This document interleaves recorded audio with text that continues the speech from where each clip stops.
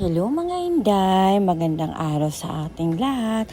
Ngayon may bisita kami, ang aming aso na magaling magmano. Kasi bata pa lang yung asong yan, talagang tinuruan ko na yan kung paano magmano.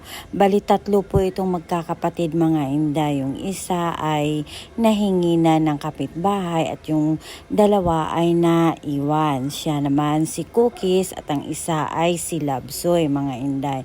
So diba nung mga nakaraan kasi Inday na nabanggit ko no doon sa aking video na dumaan kami sa matinding pagsubok at yung mga pagsubok na yun ay talagang inanuhan namin na talagang makabangon kami at yun nga hindi muna kami lumabas ng bahay ng aking dudong, nag-isip muna kami kung anong dapat gawin hanggat sa nagkaroon kami ng ng mga plano, no, nabuo namin yung mga plano kung anong gagawin namin. So siguro itong aming alaga mga Inday ay nagtaka bakit hindi kami nalabas na na araw-araw naman kaming nalabas, araw-araw niya kaming nakita. So nagtaka siya na bakit hindi kami nakita, no? So palibhasa ito ay sanay umakyat dito sa bahay, sa kwarto ko.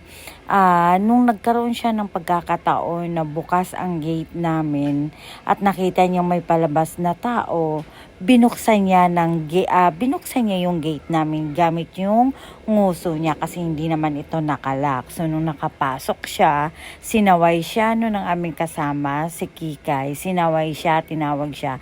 Hindi niya pinansin si Kikay mga Inday, kaya umakyat siya, nakita nga niya kami. Kasi dire-diretso siya dito sa taas at ayun nga nagmano din naman. At saka itong dudong naman natin, ito alaga niya rin ito, si Masya. Ito talaga ay pusa ng aking kapatid at dito na naglalagi sa aming bahay mga Inday. So ayan nga Inday, ayan nakahiga, umakyat na sa unat, ganyan talaga yan. Ang hilig umakyat dyan, no? Dyan natutulog kaso lang naiinis bakot. Dyan ba nangangalkal, no? Sa kanyang katawan. Kaya yung balahibo niya dyan mga Inday. So, yan ang nagbibigay din ng ligaya sa amin pagka kami stress. Makita lang namin yung mga alaga namin at kami na may tuwa na kahit papaano nababawasan yung mga isipin ba mga Inday kasi natutuwa na sa aming mga alaga. So, salamat mga Inday!